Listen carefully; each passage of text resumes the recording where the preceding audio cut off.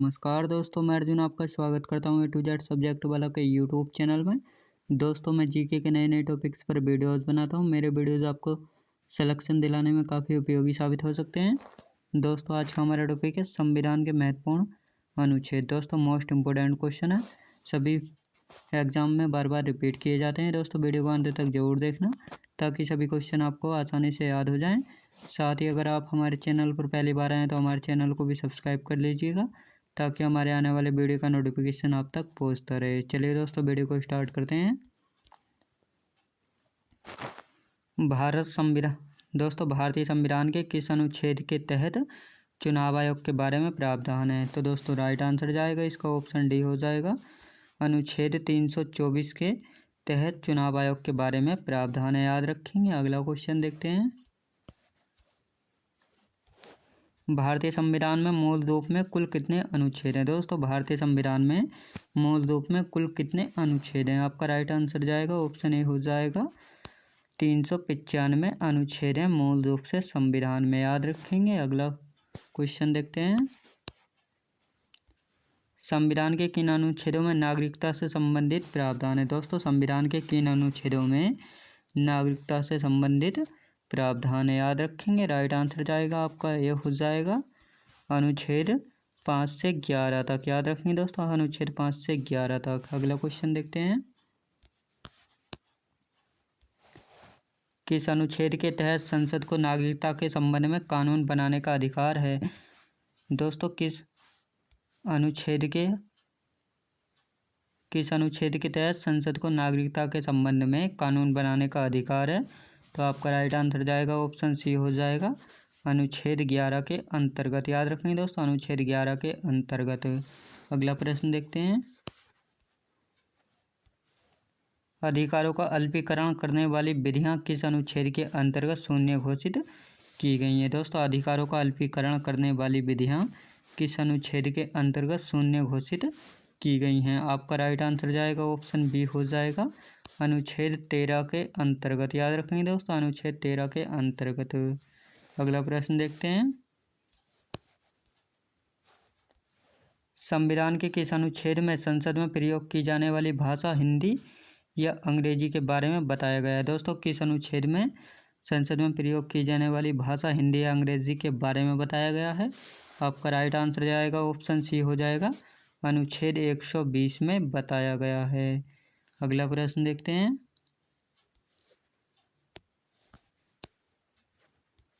संविधान का कौन सा अनुच्छेद पंचायती राज को परिभाषित करता है? दोस्तों, संविधान का कौन सा अनुच्छेद पंचायती राज को परिभाषित करता है? आपका राइट आंसर जाएगा दोस्तों ऑप्शन ए हो जाएगा, अनुच्छेद 243 के अंतर्गत पंचायती राज को परिभाषित करता है। अगला प्रश्न देखते हैं। भारतीय संविधान का कौन सा अनुच्छेद देवनागरी लिपि में हिंदी को संघ की आधिकारिक भाषा के रूप में निर्धारित करता है? तो आपका राइट आंसर जाएगा ऑप्शन ए हो जाएगा, अनुच्छेद 343 के अंतर्गत, याद रखेंगे दोस्तों, अनुच्छेद 343 के अंतर्गत। अगला प्रश्न देखते हैं। संविधान का कौन सा अनुच्छेद उच्चतम न्यायालय को मूल अधिकारों का सजग प्रहरी बनाता है? दोस्तों, संविधान का कौन सा अनुच्छेद उच्चतम न्यायालय को मूल अधिकारों का सजग प्रहरी बनाता है? तो दोस्तों, याद रखेंगे, आपका राइट आंसर जाएगा ऑप्शन डी हो जाएगा, अनुच्छेद 13, याद रखेंगे दोस्तों, अनुच्छेद 13। अगला प्रश्न देखते हैं। भारतीय संविधान का कौन सा अनुच्छेद सार्वजनिक रोजगार में सभी नागरिकों के लिए समान अवसर प्रदान करता है? दोस्तों, संविधान का कौन सा अनुच्छेद सार्वजनिक रोजगार में सभी नागरिकों के लिए समान अवसर प्रदान करता है? आपका राइट आंसर जाएगा दोस्तों ऑप्शन बी हो जाएगा, अनुच्छेद 16 के अंतर्गत, याद रखेंगे दोस्तों, अनुच्छेद 16 के अंतर्गत। अगला प्रश्न देखते हैं। भारत के संविधान के किस अनुच्छेद के प्रावधानों के तहत भारत रत्न पुरस्कार का उपयोग प्राप्तकर्ता के नाम के लिए उपसर्ग या प्रत्यय के रूप में नहीं किया जा सकता है? तो दोस्तों, याद रखेंगे, आपका राइट आंसर जो जाएगा ऑप्शन डी हो जाएगा, अनुच्छेद 18 के 1 में, याद रखेंगे दोस्तों, अनुच्छेद 18 के 1 में। अगला प्रश्न देखते हैं। संविधान का कौन सा अनुच्छेद जीने के अधिकार से संबंधित है? दोस्तों संविधान का कौन सा अनुच्छेद जीने के अधिकार से संबंधित है?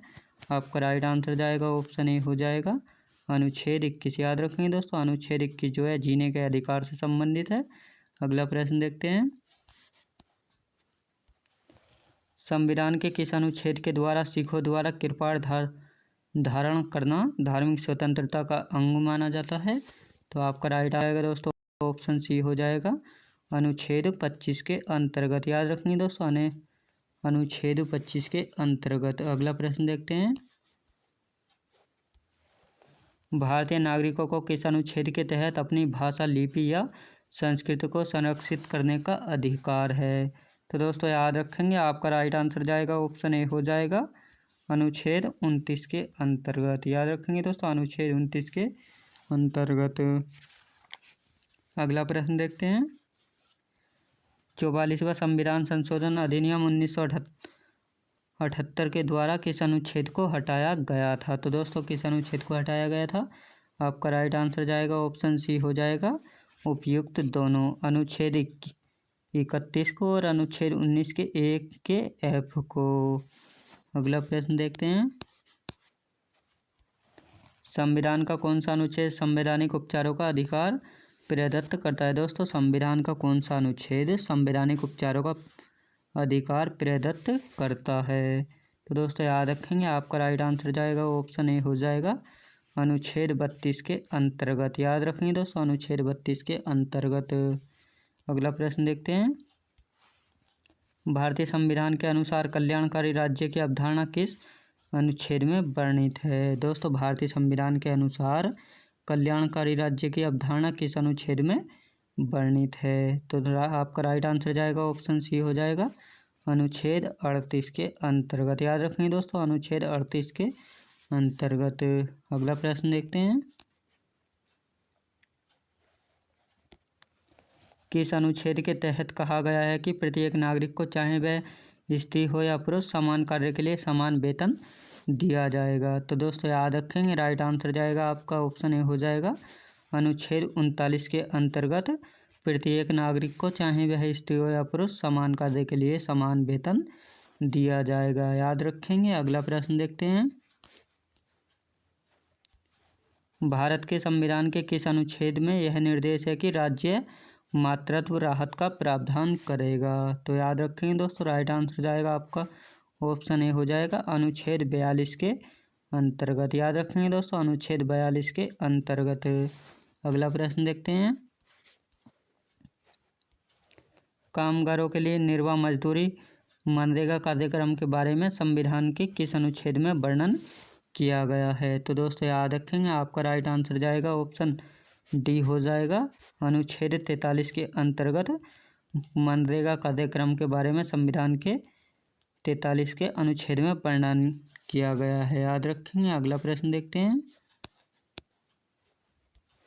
भारतीय संविधान के किस अनुच्छेद में मौलिक कर्तव्यों की चर्चा की गई है? दोस्तों भारतीय संविधान के किस अनुच्छेद में मौलिक कर्तव्यों की चर्चा की गई है? आपका राइट आंसर जाएगा ऑप्शन सी हो जाएगा अनुच्छेद 51 के ए में। याद रखेंगे दोस्तों, अनुच्छेद 51 के ए में। अगला प्रश्न देखते हैं,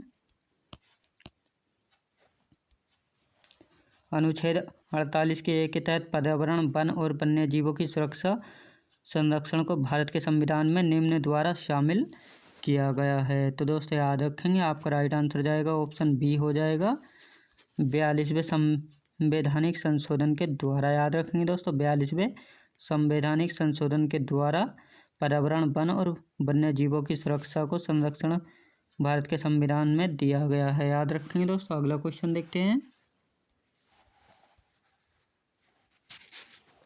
भारत के संविधान के किस अनुच्छेद में सार्वभौमिक वयस्क मताधिकार का प्रावधान किया गया है? तो दोस्तों याद रखेंगे, राइट आंसर जाएगा आपका ऑप्शन सी हो जाएगा अनुच्छेद 326 के अंतर्गत सार्वभौमिक वयस्क मताधिकार का प्रावधान किया गया है। याद रखेंगे। अगला प्रश्न देखते हैं, संविधान के किस अनुच्छेद के तहत पिछड़ा वर्ग आयोग गठित करने की शक्ति राष्ट्रपति को दी गई? दोस्तों संविधान के किस अनुच्छेद के तहत पिछड़ा वर्ग आयोग गठित करने की शक्ति राष्ट्रपति को दी गई है? तो याद रखेंगे दोस्तों, आपका राइट आंसर जाएगा ऑप्शन डी हो जाएगा। अनुच्छेद 340 के अंतर्गत यह शक्ति राष्ट्रपति को दी गई है, याद रखेंगे। अगला प्रश्न देखते हैं। हिंदी भाषा के विकास को सुनिश्चित करने के लिए केंद्र सरकार किस अनुच्छेद के तहत राज्यों को निर्देश जारी कर सकती है? तो दोस्तों याद रखेंगे, आपका राइट आंसर जाएगा ऑप्शन बी हो जाएगा। अनुच्छेद 351 के अंतर्गत राज्यों को निर्देश जारी कर सकती है, याद रखेंगे। अगला प्रश्न देखते हैं। भारतीय संविधान का कौन सा अनुच्छेद अनुसूचित जाति व अनुसूचित जनजाति को परिभाषित करता है? दोस्तों, भारतीय संविधान का कौन सा अनुच्छेद अनुसूचित जाति व अनुसूचित जनजाति को परिभाषित करता है? तो दोस्तों याद रखेंगे, आपका राइट आंसर जाएगा ऑप्शन ए हो जाएगा। अनुच्छेद 366 के अंतर्गत अनुसूचित जाति जनजाति को परिभाषित किया जाता है, याद रखेंगे दोस्तों। अगला प्रश्न देखते हैं। जम्मू कश्मीर से संबंधित किस अनुच्छेद को निरस्त कर दिया गया है? दोस्तों, जम्मू कश्मीर से संबंधित किस अनुच्छेद को निरस्त कर दिया गया है? तो आपका राइट आंसर जाएगा ऑप्शन बी हो जाएगा। अनुच्छेद 370 को, याद रखें दोस्तों, अनुच्छेद 370 को निरस्त कर दिया गया है। अगला क्वेश्चन देखते हैं। सिक्किम के बारे में विशेष प्रावधान किस अनुच्छेद के तहत दिया गया है? दोस्तों, सिक्किम के बारे में विशेष प्रावधान किस अनुच्छेद के तहत दिया गया है? तो आपका राइट आंसर जाएगा दोस्तों ऑप्शन डी हो जाएगा। अनुच्छेद 371 के 6 में, याद रखेंगे दोस्तों, अनुच्छेद 371 के 6 में, याद रखेंगे दोस्तों। अगला प्रश्न देखते हैं। आपातकाल के दौरान लोकसभा का कार्यकाल 1 वर्ष में 1 वर्ष तक बढ़ाने का अधिकार संसद को है, या किस अनुच्छेद में बताया गया है? तो दोस्तों याद रखेंगे, इसका राइट आंसर जाएगा ऑप्शन बी हो जाएगा। अनुच्छेद 83 में यह बताया गया है, याद रखेंगे दोस्तों। अगला क्वेश्चन देखते हैं। कौन सा अनुच्छेद संसद के 2 अधिवेशनों के बीच 6 महीने के अंतराल की अनिवार्यता का उल्लेख करता है? दोस्तों, कौन सा अनुच्छेद संसद के 2 अधिवेशनों के बीच 6 महीने के अंतराल की अनिवार्यता का उल्लेख करता है? तो दोस्तों याद रखेंगे, आपका राइट आंसर जाएगा ऑप्शन बी हो जाएगा। अनुच्छेद 85 के अंतर्गत 2 अधिवेशनों के बीच 6 महीने के अंतराल की अनिवार्यता का उल्लेख करता है, याद रखेंगे दोस्तों। अगला प्रश्न देखते हैं। राष्ट्रपति संविधान के किस अनुच्छेद के अंतर्गत लोकसभा भंग कर सकता है? दोस्तों, राष्ट्रपति संविधान के किस अनुच्छेद के तहत लोकसभा भंग कर सकता है? तो दोस्तों याद रखेंगे, आपका राइट आंसर जो जाएगा ऑप्शन डी हो जाएगा। अनुच्छेद 85 के अंतर्गत लोकसभा भंग कर सकता है, याद रखेंगे। अगला प्रश्न देखते हैं। किस अनुच्छेद के तहत राष्ट्रपति के विशेष अभिभाषण संबंधी प्रावधान दिया गया है? दोस्तों, किस अनुच्छेद के तहत राष्ट्रपति के विशेष अभिभाषण संबंधी प्रावधान दिया गया है? तो दोस्तों याद रखेंगे, आपका राइट आंसर जो जाएगा इसका ऑप्शन ए हो जाएगा। अनुच्छेद 87 के अंतर्गत राष्ट्रपति के विशेष अभिभाषण संबंधी प्रावधान दिया गया है, याद रखेंगे दोस्तों। अगला प्रश्न देखते हैं। भारत के संविधान का कौन सा अनुच्छेद मंत्रियों और महान्यायवादी को किसी भी सदन में बोलने या कार्रवाई में भाग लेने का अधिकार प्रदान करता है? तो दोस्तों याद रखेंगे, इसका राइट आंसर जो जाएगा ऑप्शन सी हो जाएगा। अनुच्छेद 88 के अंतर्गत, याद रखेंगे दोस्तों, अनुच्छेद 88 के अंतर्गत मंत्रियों और महान्यायवादी को किसी भी सदन में बोलने या कार्रवाई में भाग लेने का अधिकार प्रदान करता है, याद रखेंगे दोस्तों। अगला प्रश्न देखते हैं। भारत के संविधान के किस अनुच्छेद में उल्लेख है कि लोकसभा में एक अध्यक्ष और एक उपाध्यक्ष होना चाहिए? दोस्तों, भारत के संविधान के किस अनुच्छेद में उल्लेख है कि लोकसभा में एक अध्यक्ष और एक उपाध्यक्ष होना चाहिए? तो आपका राइट आंसर जाएगा ऑप्शन डी हो जाएगा। अनुच्छेद 93 के अंतर्गत, याद रखेंगे दोस्तों, अनुच्छेद 93 के अंतर्गत लोकसभा में एक अध्यक्ष और एक उपाध्यक्ष होना चाहिए, याद रखेंगे। अगला प्रश्न देखते हैं। लोकसभा के भंग होने के पश्चात भी अध्यक्ष अपने पद पर नई लोकसभा के प्रथम अधिवेशन के ठीक पहले तक बना रहता है। संविधान के किस अनुच्छेद के अंतर्गत यह प्रावधान दिया गया है? तो आपका राइट आंसर जाएगा ऑप्शन सी हो जाएगा। अनुच्छेद 94 के अंतर्गत यह प्रावधान दिया गया है, याद रखेंगे दोस्तों। अगला प्रश्न देखते हैं। किस अनुच्छेद के अनुसार पक्ष एवं विपक्ष के मत बराबर होने पर लोकसभा अध्यक्ष अपने निर्णायक मत का प्रयोग करता है? दोस्तों, किस अनुच्छेद के अनुसार पक्ष एवं विपक्ष के मत बराबर होने पर लोकसभा अध्यक्ष अपने निर्णायक मत का प्रयोग करता है? तो आपका राइट आंसर जो जाएगा ऑप्शन ए हो जाएगा, अनुच्छेद 100 के अंतर्गत निर्णायक मत का प्रयोग करता है। याद रखेंगे दोस्तों। अगला क्वेश्चन देखते हैं। लोकसभा और राज्यसभा की संयुक्त बैठक किस अनुच्छेद के अंतर्गत राष्ट्रपति द्वारा बुलाई जा सकती है? दोस्तों, लोकसभा और राज्यसभा की संयुक्त बैठक किस अनुच्छेद के अंतर्गत राष्ट्रपति द्वारा बुलाई जा सकती है? तो दोस्तों याद रखेंगे, आपका राइट आंसर जाएगा ऑप्शन डी हो जाएगा, अनुच्छेद 108 के अंतर्गत। याद रखेंगे दोस्तों, अनुच्छेद 108 के अंतर्गत। दोस्तों अगला प्रश्न देखते हैं। भारत के संविधान के किस अनुच्छेद के अनुसार धन विधेयक को राज्यसभा में पेश नहीं किया जाएगा? तो दोस्तों याद रखेंगे, राइट आंसर जाएगा आपका ऑप्शन बी हो जाएगा, अनुच्छेद 109 के अंतर्गत धन विधेयक को राज्यसभा में पेश नहीं किया जाएगा। याद रखेंगे।